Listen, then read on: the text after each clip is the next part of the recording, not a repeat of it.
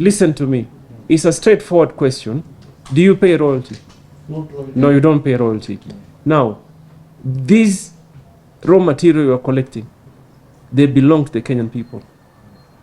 And they do get depleted. I keep repeating it. You know you've closed certain mines because you can't mine no more.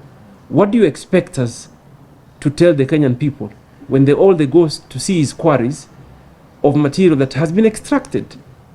And we can't say that we didn't collect as a Ministry of Mining that are overseeing that space. What do you expect us to tell them? That we couldn't collect anything for all the material that has been extracted. So let's just be realistic. We have to pay something in the field of mining. We have to pay something. And I think 1.6% is a very reasonable figure.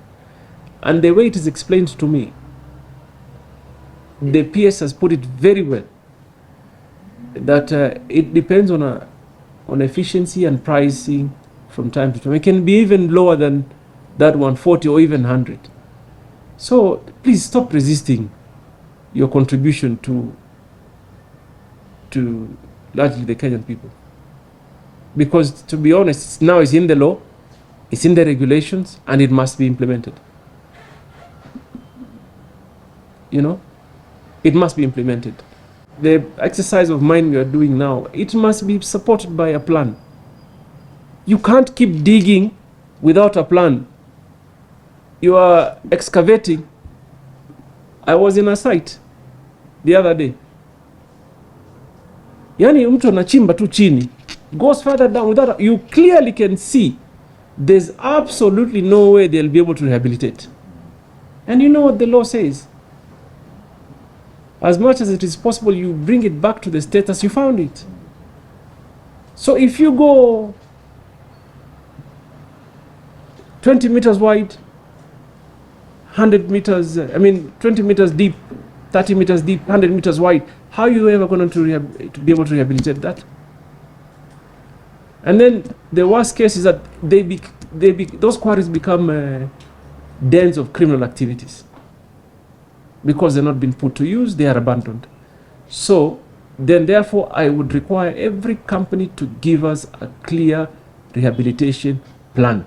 I was at a factory the other time. Unfortunately, we've had to issue a notice. I've even encouraged the Minister of Environment to also further take some action, simply because you clearly see silica dust all over the place. I became unwell because of the visit. I left that place with a flu, a horrible one. And there are populations, there are people who reside around. So we don't need to come and have a back and forth on basic fundamental requirements that you all are aware about. So meaning Kenya cannot be a dump site. Kenyan people cannot suffer for no apparent reason. You invest, you follow the rule of law, both in terms of the regulations of mining and environmental. Then we'll be best of friends. You can come later and say, this one, we need to engage to make certain changes. I'll be more than happy to be your advocate. But for as long as we don't follow what is required of us today, then we may have a problem. All the compliances in terms of rehabilitation and everything has to be followed. All these quarterly reports which I'm hearing, the quarterly reports, the employment, the training, I think this is just a matter of now making sure that the industry follows it. So on that, I think there is no disagreement as far as what the ministry expects and what the cement subsector must do. In the Kenya, in whole East Africa, cement price is the lowest, and we want to continue with this lowest prices and for doing that we need the support of the mining department, because that is not only supporting to the affordable housing but also supporting the infrastructure of the country with the common person, and we want to continue with that agenda. Without mining, or those who are carrying out the business of mining, there should be no ministry for mining.